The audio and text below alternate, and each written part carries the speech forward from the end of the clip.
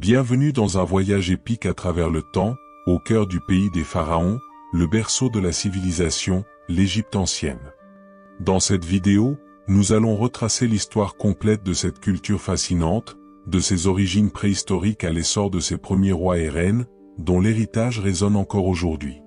N'oubliez pas de mettre un pouce, de vous abonner et d'activer la cloche pour plus d'aventures historiques. L'histoire de l'Égypte commence il y a plus de 10 000 ans, à l'époque néolithique, lorsque des chasseurs-cueilleurs nomades s'installent le long du Nil, source de vie. Le Nil n'était pas seulement un fleuve, il était le pouls de l'Égypte, offrant des sols fertiles, de l'eau et une voie pour le commerce. Vers 6000 avant Jésus-Christ, de petites communautés agricoles parsèment le paysage, fabriquant des outils, de la poterie et jetant les bases d'une civilisation hors du commun. Vers 4000 avant Jésus-Christ, ces communautés commencent à s'unifier, formant deux régions distinctes, la Haute-Égypte au sud et la Basse-Égypte au nord. C'est la période prédynastique, marquée par une complexité croissante. Le commerce prospère, les hiéroglyphes apparaissent et des chefs locaux puissants, ou roitelets, commencent à consolider leur pouvoir. Mais qui unifiera ces terres en un grand royaume? Voici Narmer, la figure légendaire souvent considérée comme le premier pharaon d'Égypte. Vers 3100 avant Jésus-Christ, Narmer, roi de Haute-Égypte, aurait conquis la Basse-Égypte, unifiant les deux régions. Son histoire est gravée sur la palette de Narmer, une pierre cérémonielle le montrant portant les couronnes des deux régions, symbole de sa domination. Avec Narmer débute la période dynastique archaïque, marquant la naissance du règne pharaonique. Narmer, parfois appelé Ménès, établit une capitale à Memphis, stratégiquement située à l'embouchure du delta du Nil.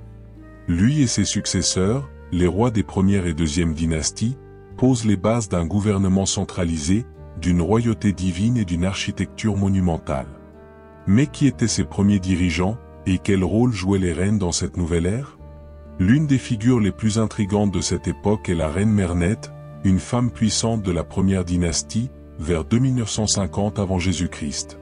Merneth était probablement l'épouse du roi Djé et la mère du roi Den. Sa tombe à Abydos, l'une des plus grandioses de son époque, suggère qu'elle a pu régner en tant que régente, voire comme pharaon à part entière.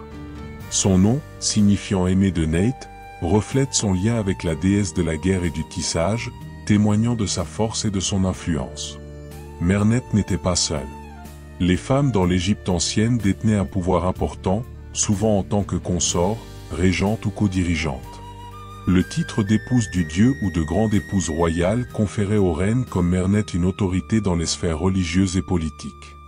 Ces premières reines ont ouvert la voie à des figures emblématiques comme Hatshepsut et Cléopâtre. Vers 2700 avant Jésus-Christ, l'Égypte entre dans l'Ancien Empire, l'âge des pyramides. Des pharaons comme Djosé, qui construisit la pyramide à degrés de Saqqara, et Khéops, créateur de la grande pyramide de Gizeh, mettent en avant la richesse et le génie de l'Égypte. Mais les fondations de cet âge d'or ont été posées par Narmer, Merneth et leurs successeurs, qui ont transformé une collection de villages en un royaume unifié et divin. L'histoire de l'Égypte ne s'arrête pas là. Le Moyen Empire apporte un essor culturel, le Nouvel Empire voit des pharaons guerriers comme Ramsès II, et la période ptolémaïque introduit Cléopâtre. Pourtant, tout commence avec la vision d'unité de Narmer et la force de reines comme Merneth. Leur héritage, gravé dans la pierre, porté par le Nil, perdure comme un témoignage de l'ambition et de l'ingéniosité humaine.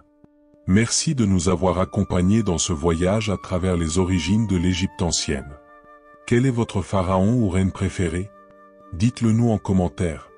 Abonnez-vous pour plus de récits historiques épiques, et à bientôt pour la prochaine vidéo.